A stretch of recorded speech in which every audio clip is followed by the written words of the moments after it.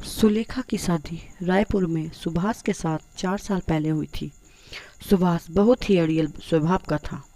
सुभाष अक्सर सुलेखा को ताने मारता कि 4 साल की शादी में अभी तक एक भी बच्चा उसने पैदा नहीं किया। सुलेखा बहुत दुखी रहने लगी। एक दिन सुभाष सुलेखा को छोड़कर चला गया। सुलेखा को पता चला कि सुभाष दूसरी शादी करके किसी और के साथ रहने लगा है। सुलेखा को कुछ समझ नहीं आया कि इतना बड़ा दुख लेकर वो अपनी माँ के पास कैसे जाए, क्योंकि उसकी बूढ़ी माँ पहले ही बीमार रहती थी। पर सुलेखा के पास कोई और चारा नहीं था। वो अपनी माँ के घर चली जाती है। सुलेखा की माँ, बेटी तू अचानक क्या हुआ और दामाद जी नहीं आए? सुलेखा, माँ वो मुझे छोड़कर चले गए। उन्होंने किसी और से शादी कर ली क्योंकि मैं उन्हें बच्चा नहीं दे पाई। सुलेखा रोने लगती है।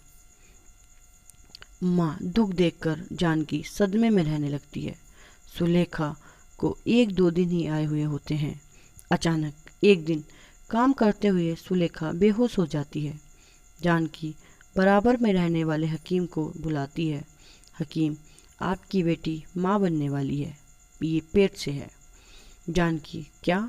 हकीम जी, मेरी बेटी माँ बनने वाली है। सुलेखा, माँ मैं क्या करूँ? मेरा जीवन एक ऐसे दोराहे पर आकर खड़ा हो गया है जिसमें पीछे मुड़ने का कोई फ़ायदा ही नहीं। मुझे अब इस बच्चे के लिए खुद जिम्मेदारी संभालनी है। एक गर्भवती माँ का प्यार मेरे बच्चे को माँ बाप दोनों का प्यार देगा।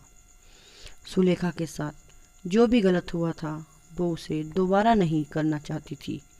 धीरे धीरे दिन बीतने लगे। सुलेखा को पैसों की ज़रूरत थी, इसलिए वो घरों में चौका बर्तन का काम करने लगी। सारा दिन घरों में काम करके वो थकी हारी घर लौटती थी। गर्भवती होने के कारण से काम करने में तकलीफ़ तो होती थी, पर उसे बच्चे के लिए मेहनत करनी थी।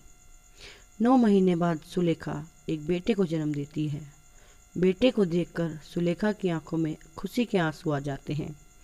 बेटे के जन्म से मानो उसे जीने का सहारा मिल जाता है। पर सुलेखा की माँ उम्र और बीमारी के चलते बेटी का साथ नहीं निभा पाती। सुलेखा की माँ का देहांत हो जाता है। सुलेखा माँ के बिना अधूरी हो गई थी।